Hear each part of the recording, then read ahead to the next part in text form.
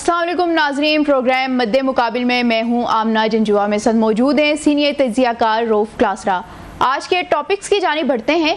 मुल्क भर में बारिशों ने तो तबाही मचा दी। ज़मीनों पर कब्जे, नदी नालों और दरियाओं पर गैर कानूनी हाउसिंग सोसाइटीज़ की भरमार और गैर कानूनी तामीरात ने पाकिस्तान के बेशतर शहर पानी में डुबो दिए। लाहौर, रावलपिंडी, इस्लामाबाद और चकवाल में पानी लोगों के घरों में दाखिल हो गया। माली और जानी नुकसानात की इतलात हैं। इस तमाम खराबी के कौन कौन से हुकूमती इदारे जिम्मेदार हैं, इस पर तफसीली गुफ्तगू करेंगे। चीन में शंघाई वज़राए कॉन्फ्रेंस, जंग के बाद पाक भारत वज़राए खारजा की शिरकत। इसहाक डार और जयशंकर की मुलाकात क्यों ना हो सकी। नायब वज़ीर-ए-आज़म इसहाक डार की चीन में किन आलमी रहनुमाओं से मुलाकातें हुई, इस अहम तरीन दौरे की तफसीलात बताने के लिए हमारे साथ मौजूद होंगे सीनियर दिफाई तज्ज़ियाकार कामरान यूसुफ। इसके अलावा ट्रंप की हिमायत हासिल करने में नाकामी के बाद जुल्फी बुखारी एक बार फिर मुतहरिक। अमरीका में हुकूमत और इस्टेब्लिशमेंट के खिलाफ नई लॉबिंग का आगाज कर दिया। अमरीकी सेनेट को खतरनाक ब्रीफिंग। क्या बानी पीटीआई की रिहाई के लिए कोई अमरीकी दबाव आएगा? इसके अलावा सदर ट्रंप के दौरे पाकिस्तान की खबरों में कितनी सदाकत है? इन तमाम इश्यूज़ पर बात करने के लिए हमारे साथ मौजूद होंगे वाशिंगटन डीसी से सीनियर सहाफ़ी अनवर इकबाल। बारिशों पर तो आएंगे कि कितनी जो बारिशें हैं उन्होंने तबाही मचाई और किस शहर में क्या क्या कुछ हुआ, लेकिन उससे पहले हम बात करेंगे चीन में शंघाई वज़राए कॉन्फ्रेंस हुई है, जिस पर बात करने के लिए सीनियर दिफाई तज्ज़ियाकार कामरान यूसुफ हमारे साथ मौजूद हैं। Welcome to the show sir. जी, thank you so much. Sir बताइएगा कि शंघाई वज़राए कॉन्फ्रेंस हुई है जिसमें आप मौजूद थे, क्या तफसीलात हैं, कैसी रही है? देखिए, मैं बिल्कुल चीन में मौजूद था, लेकिन शंघाई जो ताउन तंजीम थी उस इजलास में खैर मैं मौजूद नहीं था। बट ये जो इजलास है, आपको पता है कि शंघाई कोऑपरेशन जो ऑर्गेनाइजेशन है, ये एक बड़ा उभरता हुआ और ताकतवर रीजनल ब्लॉक है। इसमें 10 ममालिक हैं और इसको लीड प्राइमरीली चीन और रशिया जैसे ममालिक करते हैं। और ये इनकी काउंसिल ऑफ जो फॉरेन मिनिस्टर्स हैं, ये थर्ड इनका हाईएस्ट फोरम है, उसका ये इजलास था। और इस इजलास में तमाम जो 10 ममालिक के फॉरेन मिनिस्टर्स हैं उन्होंने इसमें शिरकत की थी, जिसमें रीजनल जो इंटरनेशनल डेवलपमेंट्स हैं, दहशतगर्दी, उसके अलावा रीजनल कनेक्टिविटी समेत तमाम इश्यूज के ऊपर डिस्कशन हुई। और पाकिस्तान के वज़ीर ख़ारजा इसहाक डार ने इसमें शिरकत की और उसमें उन्होंने पाकिस्तान का पर्सपेक्टिव बयान किया। और उनकी अगर आप स्पीच देखें तो उसमें 2-3 इश्यूज जो हाईलाइट किए गए, खास करके हालिया पाकिस्तान भारत कशीदगी, उसका जिक्र किया गया। और उसमें इम्पोर्टेंटली उन्होंने हाईलाइट किया कि कैसे जो भारत है उसने बगैर सबूतों के पाकिस्तान के ऊपर पहलगाम वाक़े का इल्ज़ाम लगाया। और एट द सेम टाइम उन्होंने इस बात पर जोर दिया कि जो लॉन्ग स्टैंडिंग इश्यूज हैं बिटवीन कंट्रीज, उनको पीसफुल तरीके से हल करना चाहिए। फिर उन्होंने ईरान इजराइल का जो तनाज़ा है उसके हवाले से भी जिक्र किया। एंड फिर एट द सेम टाइम आपको पता है कि जो प्रेसिडेंट शी जिनपिंग हैं चीन के सदर, उनकी भी कलेक्टिवली मुलाकात हुई तमाम जो वज़राए खारजा थे SCO के, जिसमें अहम इश्यूज के ऊपर डिस्कशन हुई। तो ये काउंसिल ऑफ फॉरेन मिनिस्टर्स की मीटिंग थी। और अगस्त के आखिर में जो council of heads of governments हैं, यानी कि जो वज़राए आज़म हैं, उनकी सतह पर एक इजलास होगा। और फिर लेटर ऑन चीन में ही SCO समिट जो है वो होगा। जी, बड़ी मेहरबानी आपके कामरान, आपने हमें ज्वाइन किया, क्योंकि आप चाइना में मौजूद रहे। मेरा ख्याल है 1 हफ्ता कोई 8-10 दिन आप वहीं पे थे। बड़ा करीब से आपने सारी हैपनिंग और सारी डेवलपमेंट्स वहाँ पे देखी हैं। एक हम ये देख रहे हैं कि अब जो फोरम है, ज़्यादा मीटिंग्स हैं, जैसे आप बता रहे हैं कि चाइना जो है एक मरकज़ बनता जा रहा है कि mostly meetings heads of states की, फॉरेन मिनिस्टर की या दीगर जितने बड़े इंटरनेशनल कोई अलाइंसेज हैं, फोरम है, ऑर्गेनाइजेशन है, वो चाइना एक उनका हब बनता जा रहा है। लेकिन पाकिस्तान में हमने देखा है कि सार्क कंट्रीज़ का भी बहुत बड़ा फोरम था जो बना था। ये पाकिस्तान और इंडिया की आपस की राइवलरी की वजह से वो फोरम नहीं क्लिक कर सका।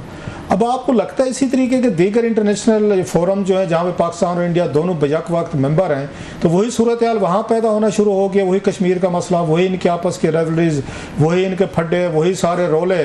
पहले सार्क को नाकाम किया गया यहाँ पर, अब आप समझते हैं कि चाइना में या दीगर दुनिया के हिस्सों में इस तरह के इनिशिएटिव लिए जाते हैं, दोनों मुल्कों की राइवलरीज उनको भी अफेक्ट करेंगी? आप देखिए, एक तो जो आप बात कर रहे हैं कि बिल्कुल चाइना में इस तरह की कॉन्फ्रेंसेज, SCO का आपको पता है कि जो रूल्स हैं उसके तहत अल्फाबेटिकली जो रोटेशन में प्रेसिडेंसी होती है, तो जिसके पास प्रेसिडेंसी की चेयरमैनशिप होती है तो वहाँ पर मीटिंग्स होती हैं। और 2027 में पाकिस्तान के पास आएगी तो पाकिस्तान में ये सीधी मीटिंग्स होंगी। अब रही बात जो सवाल आप कर रहे हैं कि जिस तरीके से सार्क जो आइडिया उसका ये था कि रीजनल कनेक्टिविटी होगी, जो साउथ एशियन कंट्रीज हैं इनमें जो बॉर्डर्स हैं वो इररिलेवेंट हो जाएंगे, cultural people to people exchanges होंगी, लेकिन पाकिस्तान और भारत के जो बामी तनाज़ात हैं उसकी वजह से वो तंजीम जो है कभी भी जो असल उसका ऑब्जेक्टिव था वो अचीव नहीं कर पाई। ये बात जरूर है कि जो SCO में जब पाकिस्तान और भारत दोनों को एडमिट किया गया था तो SCO का फोरम वो है जिसमें आप ये वादा करते हैं या कमिट करते हैं कि आप जो आपके बायलैटरल इश्यूज हैं वो रुकावट नहीं बनने देंगे जो SCO का ओवरऑल जो ऑब्जेक्टिव है। और हमने देखा कि शुरू में इवन के इसके SCO के तहत कई ऐसे फोरम्स हैं जिसमें काउंटर टेररिज्म का भी एक मैकेनिज्म है जिसमें पाकिस्तान और भारत के जो फौजी हैं या फौजी दस्ते हैं उन्होंने बाकायदा तौर पर मिलकर जो ज्वाइंट जो ट्रेनिंग है तमाम बाकी SCO ममालिक के साथ वो भी की। लेकिन लेटली जो पाकिस्तान और भारत के दरमियान अब तनाज़ा बढ़ा है तो हमने देखा कि इस मीटिंग से पहले एक नेशनल सिक्योरिटी एडवाइजर्स की कॉन्फ्रेंस हुई, फिर जो डिफेंस मिनिस्टर्स हैं उनकी कॉन्फ्रेंस हुई और डिफेंस मिनिस्टर्स की जो कॉन्फ्रेंस थी उसमें एलामिया जारी नहीं हुआ क्योंकि भारत को जो ड्राफ्ट था उसके हवाले से एतराज था, क्योंकि जिस तरीके से पहलगाम वाक़े का जिक्र किया गया भारत का कहना था कि वो जो व्यू है वो पाकिस्तान के ज़्यादा करीब है या चाइना को रिफ्लेक्ट कर रहा है। तो ये कहीं ना कहीं जो SCO जैसा आम फोरम है अब पाक भारत ताल्लुकात उसको मुतासर कर रहे हैं, लेकिन फर्क सिर्फ सार्क और उसमें ये है कि सार्क में क्योंकि पाकिस्तान और भारत लीड कर रहे थे वहां पर चाइना और रशिया हैं वो लीड कर रहे हैं। तो मेरा नहीं ख्याल कि वो एक हद से ज्यादा पाकिस्तान और भारत जो हैं वो अपने मामलात को SCO में उतना घसीटेंगे कि जिससे SCO का ओरिजिनल जो ऑब्जेक्टिव है वो अंडरमाइन हो, क्योंकि चीन जो है वो इसको एक अहम ब्लॉक के तौर पर देखता है और मेरा नहीं ख्याल चीन और रशिया इस अहम फोरम का वही हाल होने देंगे बिकॉज ऑफ पाकिस्तान और इंडिया जो सार्क का हमने देखा है। ये बड़ी आपने अहम बात की है कि वो अगर रशियंस और चाइना इसका वो हाल नहीं होने देंगे, कहीं पे ये स्टेज तो नहीं आ जाएगी दुनिया के ममालिक के लिए कि जो किसी और मकसद के लिए इन दोनों मुल्कों को अपना मेंबर बनाते हैं कि भाई साहब आप रहने दें, आपके बगैर ही दुनिया हम चला लेंगे। आप आते हैं तो एक दूसरे पे टेररिज्म के आपके इश्यूज़ हैं, एक दूसरे पे इल्ज़ाम हैं, 75 साल से एक मसला था वो नहीं हल कर सके, हम किसी और दुनिया के बासी हैं, आप किसी और दुनिया में बैठे हैं, तो फिर घर बैठे हैं अगर आप आपस में अपने म्यूचुअल आप अपने मसाइल हल नहीं कर सकते और हमारे फोरम्स को भी ख़राब करते हैं। आपको लगता है किसी स्टेज पर दुनिया तंग आके यही कुछ कहे कि दोनों मुल्कों से कि आप रहने दें, आपके बगैर ही हम फोरम चलाएंगे, क्योंकि आप तो लड़ते आके यहाँ पर आपस में अपने बायलैटरल इशू भी हल नहीं कर सकते? मेरा ख्याल है कि ऐसा तो नहीं होगा क्योंकि बहुत से ममालिक के दरमियान आपस में बामी इख्तलाफात होते हैं और वो मामला चलते भी रहते हैं। और गिवन के क्योंकि पाकिस्तान भी और इंडिया भी इम्पोर्टेंट ममालिक हैं इस रीजन के, हाँ ये ज़रूर है कि जो कॉमन फ्रेंड्स हैं दोनों ममालिक के वो ये कोशिश ज़रूर करेंगे कि आप अपने मामलात को बातचीत के जरिए हल करें। जैसे अगर आप चीन की एग्जाम्पल दें, चीन और भारत के भी आपस में सरहदी तनाज़ात हैं और इस दौरे में जो S जयशंकर भारत के वज़ीर ख़ारजा थे वो उनकी मुलाकातें उनके चीन के वाइस प्रेसिडेंट से हुई। उसके अलावा वैंग की जो उनके फॉरेन मिनिस्टर हैं और जो उनके इंटरनेशनल डिपार्टमेंट के मिनिस्टर हैं उनके साथ भी मुलाकातें हुई। और गुज़िश्ता 5 में किसी भी और ये S जयशंकर का चीन का ये पहला दौरा था। तो चीन की जो अपनी पॉलिसी है वो डिप्लोमेसी को एडवोकेट करते हैं। इनफैक्ट जो मैं चीन में जब मौजूद था तो मुझे मौका मिला जो इंटरनेशनल डिपार्टमेंट के उनके वजीर हैं उनसे बात करने का और उनसे इंडिया पाकिस्तान से मुताल्लिक भी बात हुई। तो उनका ये कहना था कि जैसे भारत ये इल्ज़ाम लगाता है कि असल लड़ाई तो हमारी चीन के साथ है और ये जो हालिया जंग हमारी हुई थी उसमें असल तो पीछे चीन था। तो उस पर जो चीन के वजीर थे उन्होंने कहा कि ये बात एक ओपन सीक्रेट है कि हम पाकिस्तान के साथ हमारी एक लॉन्ग स्टैंडिंग रिलेशनशिप है, जो पाकिस्तान की दिफाई ज़रूरियात हैं या डिफेंस कोऑपरेशन भी है। बट हैविंग सेड दैट वो ये कहते हैं कि चाइना कभी भी नहीं चाहता कि पाकिस्तान और भारत जो दो न्यूक्लियर ताकतें हैं उनकी आपस में जंग हो, आपस में लड़ाई हो। हम तो हमेशा कहते हैं कि बातचीत के जरिए मसाइल को हल किया जाए। तो ये ज़रूर है कि SCO जैसा जो आम फोरम है पाकिस्तान इंडिया के आपसी जो मामलात हैं वो एक इरिटेंट तो हैं, बट मेरा नहीं ख्याल कि एक ऐसी स्टेज आएगी कि जिसमें ये दोनों ममालिक को कहें कि जी आप चलते बने। और उसमें आई थिंक जो पाकिस्तान की अप्रोच है कंपेयर टू इंडिया वो ज्यादा प्रैग्मेटिक है, क्योंकि पाकिस्तान तो कहता है कि हम तो बातचीत करने के लिए तैयार हैं। जो भारत की अप्रोच है वो आपको पता है कि वो जीरो सम गेम पे चले गए हैं। वो कहते हैं कि आप तो या तो कम्प्लीटली बायकॉट करें पाकिस्तान कंप्लीटली हमारा साथ दें, हमारी पोजीशन को एंडोर्स करें। और भारत को ये नहीं पता कि दुनिया में जो इंटरनेशनल रिलेशनशिप होते हैं वो जीरो सम गेम नहीं होती। इस तरह से अगर आप अपना जो थ्रेश होल्ड है वो रखेंगे कि देखें हम आपसे तब बात करेंगे जब आप पाकिस्तान से हाथ नहीं मिलाएंगे, दुनिया ऐसे तो काम नहीं करती। इसी वजह से उनको वो अमेरिका हो, यूरोपियन यूनियन हो, रशिया हो, जो उनके करीबी इत्तेहादी हैं, इसीलिए उनकी बात उन्होंने पाकिस्तान से मुतालिक नहीं मानी कि आप कहते हैं कि जी हम तो पाकिस्तान को मुकम्मल तौर पर इग्नोर कर दें। तो ये भारत की असल में आप कह सकते हैं शॉर्ट साइटेडनेस है कि वो इस तरीके से मामलात को आगे लेके चलना चाह रहे हैं कि पाकिस्तान से तो बिल्कुल हमने बात ही नहीं करनी, और ना ही कोई दूसरे जो ममालिक है वो बात करें। आप भारत अगर नहीं करना चाहता तो ना करें, अब दूसरे ममालिक तो अपने इंटरेस्ट पहले देखेंगे ना, वो भारत के इंटरेस्ट थोड़ी देखेंगे।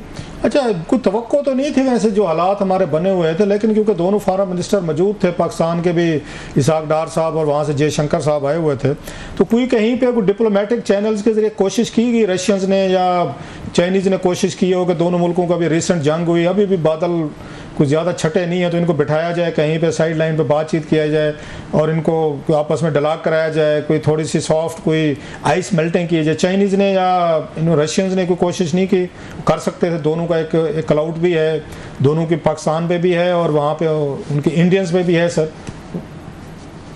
मेरे ख्याल में कोशिशें, बहुत सी चीज़ें पस पर्दा चल रही होती हैं, ऐसा नहीं होता कि जो राब्ते हैं वो कम्प्लीटली ख़त्म हो जाते हैं। जो ज्यादा तवक्को थी आई थिंक जो नेशनल सिक्योरिटी एडवाइजर्स की जो कॉन्फ्रेंस हुई थी कि उसमें शायद वहां पर बातचीत हो, क्योंकि ज्यादा पाकिस्तान के जो नेशनल सिक्योरिटी एडवाइजर हैं वो ISI के सरबराह भी हैं, और दूसरी तरफ अजय डोवल जो हैं वो इंडिया की जो पॉलिसी है टुवर्ड्स पाकिस्तान उसमें उनका मरकजी किरदार है। कुछ बातें जरूर थी कि शायद वहां पर मुलाकात होती, लेकिन आई थिंक के जो इंडिया ने पब्लिक पोजीशन ली हुई है, पाकिस्तान तो बात करने के लिए तैयार है, तो शायद उनके लिए मुमकिन नहीं है कि डोमेस्टिकली अगर ये बात लीक हो जाए कि उनकी मुलाकात पाकिस्तान के हुकाम से हुई है, तो डोमेस्टिकली जो मोदी साहब ने पोजीशन ले ली है तो वो उसको मेरे ख्याल में सेल करना अपनी ऑडियंस के लिए वो एक मुश्किल हो जाएगा। तो ममालिक की ख्वाहिश जरूर है, वो चीन है, रशिया है, इवन सऊदी अरेबिया है या अमेरिका है, वो चाहते हैं दोनों ममालिक आपस में बात करें। बट आई थिंक जो इस वक्त हालात हैं दोनों मुल्कों के, जो सिचुएशन जिस लेवल पर हम रिलेशनशिप को ले गए हैं, शायद ये इमीडिएटली मुझे नहीं लगता कि इतना पॉसिबल है, और ये चीज़ में भी अंडरस्टैंड भी करते हैं जो बाकी ममालिक हैं, तो वो भी अपने आप को भी एम्बेरस नहीं करना चाहते, क्योंकि कोई भी जब मुल्क एफर्ट करता है तो वो चाहता है कि उसमें उसको कामयाबी मिले, वो ये तो नहीं सुनना चाहता कि एक फरीक जो है वो इनकार कर दे। Pakistan on the other hand आपको पता है कि बड़ी पॉलिसी क्लियर है, वो बात करना चाहता है। पाकिस्तान कहता है कि ठीक है हम दहशतगर्दी पर भी बात करने के लिए तैयार हैं, हम वाटर पर भी बात करेंगे, हम कश्मीर के ऊपर बात करेंगे, लेकिन एज ऑफ नाउ लगता यही है कि जो एम्फेसिस सारा इस बात पर है कि मजीद दोनों मुल्कों के दरमियान कोई जो कशीदगी है उसमें इजाफा ना हो, and at some point in time दोनों ममालिक आपस में जो एक चैनल ऑफ कम्युनिकेशन है उसको जरूर ओपन करें। कमरान, आप क्योंकि एक आध हफ्ता वहाँ पे रहे हैं, आपको आम कामनर चाइनीज से मिलने का मौका मिला होगा, जर्नलिस्ट से, civil society, politician, high power जैसे लोग आप बता रहे हैं, एक से आपकी मुलाकातें भी हुई हैं। ये पाकिस्तान इंडिया की जो वार हुई है, इस पे एक आम चाइनीज़ का क्या तस्वर है, उनकी फीलिंग्स क्या हैं, क्या हुआ है? और उनके क्योंकि चाइनीज़ का भी जिक्र है कि उनके जहाज़ों ने या उनकी टेक्नोलॉजी ने बड़ा रोल प्ले किया, जो वेस्टर्न अमेरिकन या उनको फ्रेंच वार टेक्नोलॉजी उसको उन्होंने शिकस्त दी है पाकिस्तानी पायलट्स ने। Of course we were using उनके चाइनीज़ वेपन्स यूज़ कर रहे थे या जहाज़, मिसाइल। वो कैसे देखते हैं इस वार को, उनके क्या तस्वुरात थे? कोई बातचीत हुई आपकी उनसे? देखिए, एक तो आपको पता है कि पाकिस्तान या दुनिया में कम ही ममालिक हैं, 2-4 ममालिक हैं जिसमें पाकिस्तान के हवाले से बड़ी गुडविल है। एक तो आम सतह के ऊपर जब भी किसी को आप चीन जाएं, उनको पता लगता है मार्केट में हो किसी भी जगह पे, तो आप अगर तारुफ करवाएं पाकिस्तान का, तो वो एक बात जरूर कहते हैं कि पाकिस्तान चाइना आयरन ब्रदर, मतलब ये आपको बड़ी कॉमन चीज देखने को मिलती है। रही बात इंडिया पाकिस्तान की, अगर आप बात करें तो वहां पर ये एक जरूर बात थी, एक तासुर आम था, रिसेप्शन थी कि पाकिस्तान ने इस मार्के में बड़ी जबरदस्त कारकर्दगी दिखाई है और they were happy. Not only that, बल्कि मैं एक मीटिंग का जिक्र भी करता चलूं कि जो हमारी हो रही थी, और क्योंकि मैं हिस्सा था एक एशिया अफ्रीका का 12 जो ममालिक थे उनका एक डेलीगेशन था, उसमें 24 ममालिक थे, उसमें अफ्रीका से लोग भी थे, ईस्ट एशिया से भी थे, और उसको लीड कर रहे थे मलेशिया के एक फॉर्मर ट्रांसपोर्ट मिनिस्टर थे। तो एक बैंक्वेट में जब चीन के वहां पर सीनियर लोग भी मौजूद थे, तो उन्होंने जब मेरा तारुफ कराया मलेशिया के जो फॉर्मर मिनिस्टर थे, उन्होंने साथ ही मुझे मुबारकबाद भी दी कि जी आपने बड़ी ज़बरदस्त कामयाबी पाकिस्तान ने हासिल की है इंडिया के खिलाफ। तो वहाँ पर जो बाकी लोग थे उन्होंने भी इसको अप्रिशिएट किया, क्लैप किया।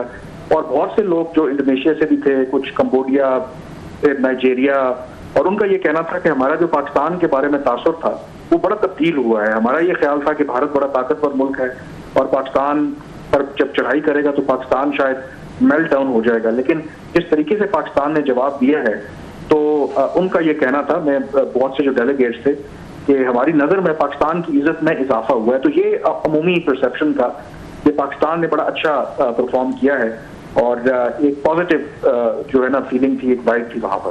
बहुत शुक्रिया कामरान आपका, thank you very much for joining us sir, thank you. Programme में मजीद डिस्कशन जारी रखेंगे। यहाँ वक्त हुआ चाहता है एक शॉर्ट ब्रेक का, ब्रेक के बाद फिर आते हैं। वेलकम बैक नाजरीन। वाशिंगटन डीसी से सीनियर सहाफ़ी अनवर इकबाल साहब हमारे साथ मौजूद हैं। Welcome to the show sir. Thank you very much. Anwar Iqbal sahab, बताइएगा कि जुल्फी बुखारी एक बार फिर अमेरिका में मुतहरिक हो गए और वहाँ पर मुलाकातें कर रहे हैं, प्रॉपर लॉबिंग कर रहे हैं। उनकी एक ब्रीफिंग जो है वो भी के सुनने में है कि उसकी भी बाज़गिश्त है, तो बताइएगा वो ब्रीफिंग क्या है? देखिए, यहाँ एक कांग्रेस में एक कमीशन है, वो कहलाता है Tom Lantos commission on human rights, और ये कमीशन जो है मुसलसल ह्यूमन राइट्स सिचुएशन पे सारी दुनिया में हियरिंग करता रहता है। और उसमें मुख्तलिफ मुल्कों से के जो माहिरीन होते हैं, जो अमरीकी माहिरीन होते हैं, एमनेस्टी इंटरनेशनल वाले और जो दीगर ह्यूमन राइट्स ऑर्गेनाइजेशन होती हैं, NGOs होती हैं, उनको बुलाते हैं और उनको सुनते हैं मुख्तलिफ मौज़ूआत पे। पहले भी इसमें एक हेयरिंग पहले भी हो चुकी है, उसमें जुल्फी बुखारी साहब तो नहीं थे लेकिन कुछ और लोग थे।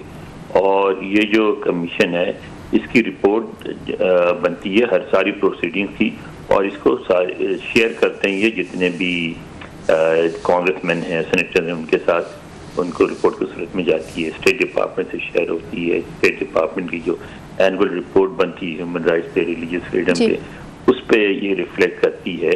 लेकिन इस कमीशन के पास कोई लीगल अथॉरिटी नहीं है। मसलन ये सैंक्शन नहीं लगा सकता, ये इंतजामिया से कह सकता है कि सैंक्शन लगाए, इंतजामिया से कह सकता है कोई एक्शन ले, खुद कोई एक्शन नहीं ले सकता। मगर इसकी इम्पोर्टेंस बहुत होती इसलिए होती है कि वो प्रोसीडिंग की पूरी प्रोसीडिंग शेयर होती है पूरे जो 535 के करीब कांग्रेस के मेंबर्स हैं, फिर 100 हैं सेनेट के, उन सबके साथ, और हुकूमत के हज़ारों के साथ शेयर होती है, थिंक टैंक की, यानी इसकी हज़ारों कॉपियाँ डिस्ट्रीब्यूट हो जाती हैं। ये उसकी अहमियत है। जी बहुत शुक्रिया आपका, आपने मैं ज्वाइन किया सर लाइव वहाँ वाशिंगटन से। अच्छा, इसका जो प्रोसेस आप बता रहे थे, ये जो कांग्रेस की कमेटी है, ये खुद इनवाइट करते हैं किसी बंदे को इशू के हवाले से, या आपको खुद उनको रिक्वेस्ट करनी पड़ती है? जैसे जुल्फी बुखारी साहब जो हैं, क्या इन्होंने रिक्वेस्ट की होगी उनसे कि मैं आना चाह रहा हूँ और पाकिस्तान के हवाले से आपको जो मौजूदा सिचुएशन है ब्रीफ करना चाह रहा हूँ, स्पेशली इमरान खान साहब के हवाले से कि वहाँ पर क्या उनके साथ ज़्यादती हो रही है, या अगेन ह्यूमन राइट्स अब्यूज़ हैं, या आपके अदालती प्रोसीजर वगैरह, या उन्होंने कांग्रेस की कमेटी ने इनको इन्वाइट किया कि आप आएँ और हमें ब्रीफ करें? दोनों सूरतें होती हैं। अच्छा, इसमें एक तो है यानी आप खुद भी रिक्वेस्ट कर सकते हैं, मुख्तलिफ NGOs, मुख्तलिफ लॉबीज भी रिक्वेस्ट करती रहती हैं, और इसके अलावा खुद कमेटी भी करती, कमीशन भी खुद करता है ये, और उसके अलावा जो NGOs हैं, मसलन एमनेस्टी इंटरनेशनल भी रिक्वेस्ट कर सकती है और करती है। तो उसके ये काफ़ी ओपन है, हर किसी के लिए अवेलेबल है। और अगर आप प्रॉपर हेयरिंग ना भी करें तो अगर छोटा मोटा वाक़या तो आपको बुला के सुन लेते हैं। मसलन पाकिस्तानियों में यहाँ जो अहमदी कम्युनिटी जो है वो बहुत ज़्यादा इंगेज रहती है और उनको ब्रीफ करती रहती है। हमारी जो क्रिश्चियन है, पाकिस्तानी क्रिश्चियन, वो बहुत इंगेज रहते हैं, वो ब्रीफ करते रहते हैं। अच्छा सर, अभी जो उन्होंने ब्रीफ किया, कुछ उसका इम्पैक्ट नज़र आया आपको? जो जुल्फी बुखारी साहब ने कांग्रेस के इस कमेटी के मेम्बरान को पाकिस्तान के हवाले से, खान साहब के हवाले से जो कुछ भी ब्रीफ किया, कुछ इम्पैक्ट हुआ वहाँ पे सर?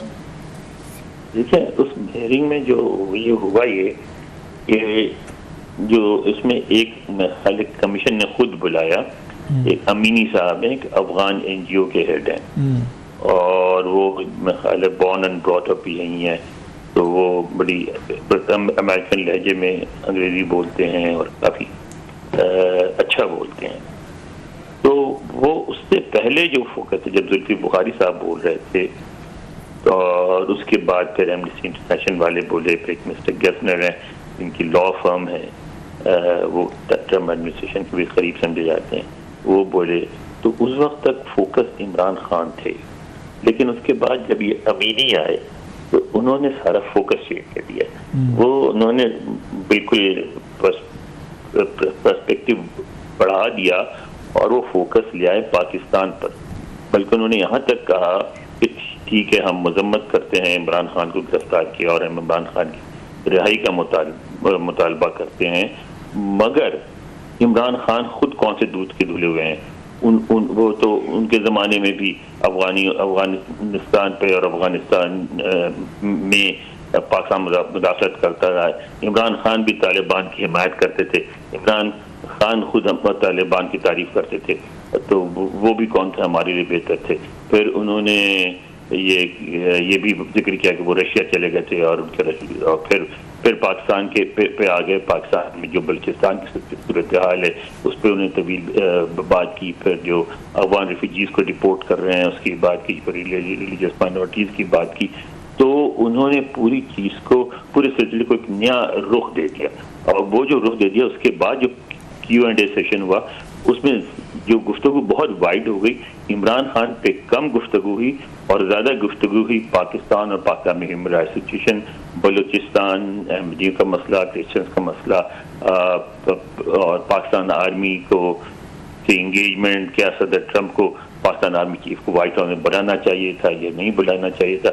यानी सारी गुफ्तगू बहुत ज़्यादा फैल गई और सारा फोकस पाकिस्तान पे आ गया और पीटीआई और इमरान खान जो है पुश चले गए। मतलब आप ये बता रहे, मैंने आपकी वो स्टोरी पढ़ी थी डॉन में, जो डिटेल्स है आपने कि पहले जुल्फिकार बुखारी साहब का आपने लिखा कि उन्होंने क्या ब्रीफ किया जो पाकिस्तान में ह्यूमन राइट्स अब्यूज़ या खान साहब के हवाले से। फिर वो जो अफगान नेशनल अमेरिकन हैं उन्होंने तो खान साहब पे मज़ीद सीरियस चार्जेस लगाए। उन्होंने कहा जनाब इन्होंने अपना DGISI भेजा था वहाँ पे, जनरल फैज़ गए थे वहाँ पे, खान साहब ने उनको मुबारकबादें दी थी, खान साहब तो बड़े खुश थे। वो तो तालिबान की आमद से, और ऑफकोर्स तालिबान और अमेरिकन जो है, जो हमें पता है उनका एक बैड ब्लड और बैड हिस्ट्री है। सो उसका जो इम्पैक्ट था जुल्फिकार बुखारी साहब का कि खान साहब के साथ ज़्यादा जुल्म हो रही हैं, उन्होंने तो रिवर्स करके रख दिया कि जनाब खान साहब जो अफगानिस्तान में ह्यूमन राइट्स अब्यूज़ हुई हैं, लेडीज़ की हुई, ख़वातीन की, बच्चे दीगर लोग छोड़ के निकल गए, वो असलम ले रहे हैं, पाकिस्तान चले गए जाने बचाने के लिए, तो वो तो कह रहे थे कि खान साहब का बड़ा इक्वल उसमें हाथ है। He was the prime minister, he was happy, he was giving them, उनको मुबारकबादें दे रहे थे। सो उनका आके ये ब्लेसिंग इन डिस्गाइज हुई है पाकिस्तानी इस्टेब्लिशमेंट के लिए, उन अफगान नेशनल का आके इस तरह की ब्रीफ करना उस कमेटी में जहाँ जुल्फिकार बुखारी साहब अपनी तरफ से एक बड़ी पावरफुल प्रेजेंटेशन दे चुके थे। मेरा नहीं ख्याल कि पाकिस्तानी इस्टेब्लिशमेंट के लिए ब्लेसिंग है, क्योंकि उसमें इस्टेब्लिशमेंट को बहुत ज़्यादा बुरा भला किया गया, पाकिस्तान को बहुत ज़्यादा बुरा भला किया गया, लेकिन साथ साथ PTI का भी नुकसान हो गया, क्योंकि वो ये एक अफगान नेशनलिस्ट का जो पर्सपेक्टिव है उसके वाले तो उन्होंने बात की। मतलब उन्होंने कहा कि सब पाकिस्तानी गलत हैं, इमरान खान भी गलत है, फौज भी गलत है, जो कुछ हो रहा है मुल्क में वो गलत है, वो हर चीज़ वो मुल्क जो भी करता है जब तक करता रहा है वो गलत है, जब तक वो तौबा ना करे, माफिया ना मांगे। और यहाँ तक कि उन्होंने कह दिया कि जब तक वो जो एंटी तालिबान फोर्सेज हैं उनकी मदद ना करे तालिबान का तख्ता उलटने में, उस वक्त तक पाकिस्तान से अमेरिका को ताल्लुकात नहीं बरतने चाहिए, तोड़ देना चाहिए। अच्छा सर, एक और हम चीज़ देख रहे हैं, ये तो चलो कमेटी का था, इसका आपने बताया बड़ी तफसील से। कुछ वहाँ के कांग्रेस मैन और वोमेन जो हैं उन्होंने दोबारा ये फ्री इमरान खान ट्वीट्स किए हैं। पहले हमने दरमियान में देखना था, रुक गया था ये ट्रेंड जो है ट्रम्प साहब के आने के बाद, लेकिन कल परसों हमने देखा है कि फिर उन्होंने ट्वीट्स किए हैं। इसके पीछे आप कोई PTA की लॉबिंग देखते हैं, डोनेशन देखते हैं, या उनका अपने दिल में बात है कि खान साहब जो हैं वो इस वक्त जेल में हैं और अमेरिकन या ट्रम्प साहब जो हैं जिन पर बड़ी उम्मीदें थी वो सपोर्ट नहीं कर रहे, तो एक दफ़ा फिर इनको ट्रिगर किया जाए, एक्टिवेट किया जाए कांग्रेस वोमेन और कांग्रेसमैन को? देखें ना, वो इसलिए हो रहा है कि वो एक ग्रुप तो है जो कांग्रेस में जो कोशिश कर रहे हैं, उन्होंने ऑलरेडी रेजोल्यूशन मूव की हुई है जिसमें उन्होंने कहा है कि पाकिस्तान में वो लोग जो ह्यूमन राइट्स कमीशन के वायलेशन में इन्वॉल्व हैं उन पर पाबंदियां लगाई जाएँ, सैंक्शन लगाई जाए। तो वो करारदाद ऑलरेडी मौजूद है पाइपलाइन में और उसके लिए वो पुश कर रहे हैं, वो वक्तन फवक्तन पुश करते रहते हैं और काफ़ी उनको सपोर्ट भी मिल गई है, लेकिन इतनी नहीं हुई है कि वो पास हो जाए, इसलिए उसको अभी तक वो पेश नहीं हुई है, मगर वो वक्तन फवक्तन पे बोलते रहते हैं। जी बहुत शुक्रिया आपका, आपने ज्वाइन किया सर अपडेट्स के लिए, thank you very much. Programme में यहाँ वक्त हुआ जाता है एक शॉर्ट ब्रेक का। ब्रेक के बाद फिर आते हैं और मुल्क में जो मानसून की बारिशों के बायस मुख्तलिफ शहर मुतासिर हुए हैं उस पर डिस्कशन करेंगे। वेलकम बैक नाजरीन। क्लासरा साहब बताइएगा कि आज आपने देखा है कि इस्लामाबाद के बाद सेक्टर रावलपिंडी पूरे का पूरा, इसके अलावा चकवाल और जहलम पानी में डूब गए। मानसून की बारिशें हर साल होती हैं, इस बारिश को आप कैसे देख रही हैं? नेचुरल है या फिर हमारा अपना कोई ऐसा डिजास्टर है नेचर के साथ खिलवाड़ करके?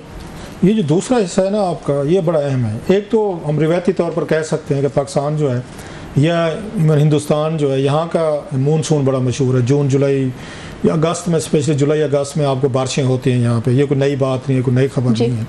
नई खबर ये है कि अब इनकी वजह से तबाही और बर्बादी हो रही है। इस तरह की तबाही बर्बादी शायद माजी के हिंदुस्तान जो पाकिस्तान बनने से पहले का था शायद इस तरह नहीं होती होगी कि जितने पैमाने पे हमने यहाँ पे आके ह्यूमन सेटलमेंट्स किए हैं, हमने यहाँ पे आके दरियाओं के हमने रुख बदले हैं, नालों के रुख बदले हैं, हमने जो कब्जे किए हैं, जो दरियाओं के किनारे, नालों के किनारे एनक्रोचमेंट्स किए हैं, और लेवल करके जहाँ पे भी हमें कोई चीज़ नज़र आई है हमने उस पर सरिया सीमेंट उस पर ठोक दिया बगैर सोचे समझे कि इसका क्या इंजाम निकलेगा और वो किस तरीके का आएगा। अब लोग इसको 2-3 तरीक़ों से हम देख चुके हैं और इसमें सारे इन्वॉल्व हैं। इसमें सिविल मिलिट्री ब्यूरोक्रेसी हो, आपका सियासतदान हो, हम सहाफ़ी हूँ, बिल्डर्स हूँ, कंट्रैक्टर हूँ, ठेकेदार हूँ, सारे के सारे इसमें मुलव्वस हैं। जो इस वक्त हम सबसे ज़्यादा मजलूम बने हुए हैं, मैं वज़ीर आज़म साहब के भी बयानात में सुन रहा था, बाकी भी हमारी ब्यूरोक्रेसी एक्टिव हुई है। 2-4 दिनों के लिए, हफ्ते के लिए आएंगे। और सबसे ज़्यादा जो इसका नुकसान होता है इस तरह के डिज़ास्टर का, नेचुरल डिज़ास्टर जो आती हैं, जो मतलब बारिशें हैं, ज़लज़ले हैं या कुछ और भी हों, हमेशा जो गरीब तबका है ना वो इसका शिकार होता है। और पॉलिसी जो बनाई जा रही हैं, जो बड़े हुक्मरानों की तरफ से या ब्यूरोक्रेसी जो है वो बिठा के उनको कर रहे हैं, जिनके अपने स्टेक्स होते हैं। आपने बहुत कम देखा होगा कि बड़े घरों के रहने वाले जो है ना उनको नुकसान हो, तो अल्लाह न करे किसी को नुकसान हो। तो मोस्टली अभी भी आप देखेंगे कच्ची आबादियाँ, कच्चे घर, कच्चे माले, कच्चे यहाँ पे सेटलमेंट है।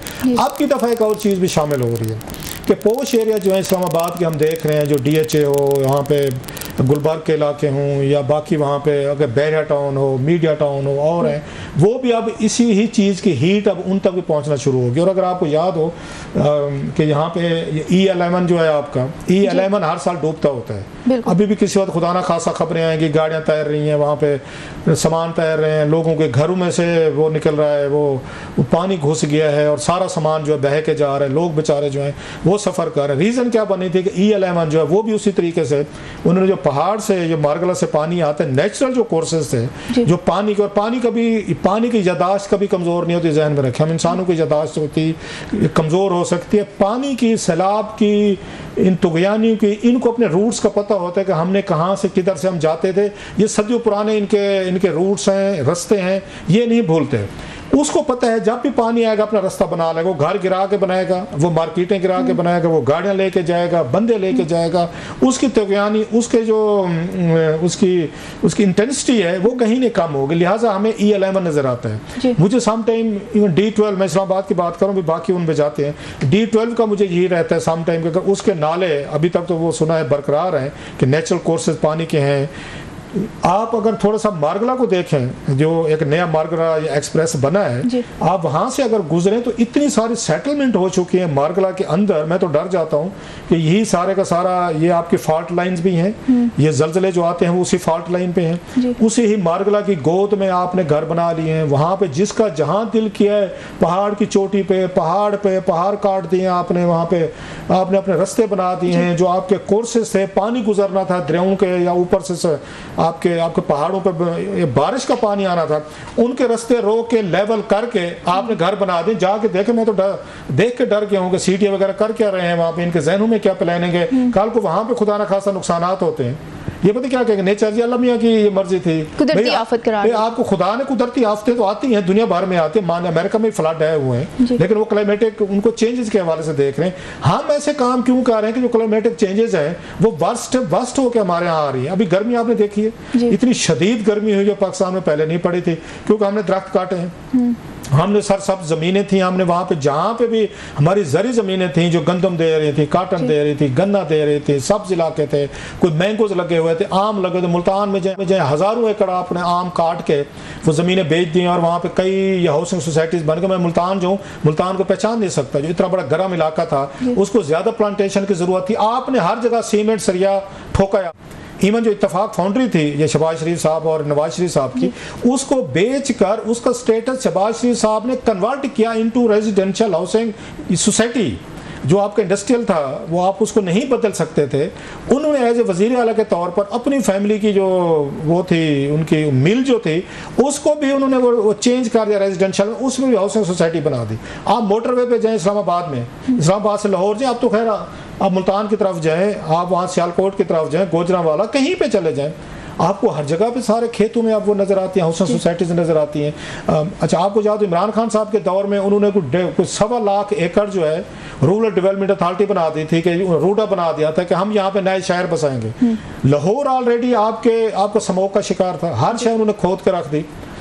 उनको वहाँ पे उन्होंने आसमान के लहरों पे छत डाल दी, रोशनी आपके शहर में आ नहीं सकती। भाई आपने मेट्रो बनानी बड़ी ज़रूरी है, ये सही एग्री। न्यूयॉर्क और लंदन के मॉडल थे कि दरमियान में एक बड़ी सी लेन बना दें। इस्लामाबाद में भी बनाई हुई है आपने, मतलब अच्छा तजर्बा किया है। आपको छतें डालनी ज़रूरी थी, मुल्तान में आपने छतें डाल दी, आपने रावलपिंडी में छतें डाल दी, आपने यहाँ पे लाहौर में डाल दी कि फ्लाई ओवर बना दिए आपने कि इनके ऊपर बसें चलेंगी। ये बसें आपकी मेन रोड पे भी चल सकती थी दरमियान में, वो काम नहीं किया क्योंकि सरिया सीमेंट का आपने डालना था, महंगा करना था, जिससे आपके मौसम जो है आपके उनमें गर्मी बढ़ी है, आपकी प्लांटेशन थी वो खत्म हुई है। इस्लामाबाद में सीढ़ियों को जो चीज़ सब्ज नजर आती है वो तबाह करके रख दी है उस पर। अच्छा, कहते मलबरी है जी, ये जी उसका पोलन का दरख्त है तो इससे पोलन होती है।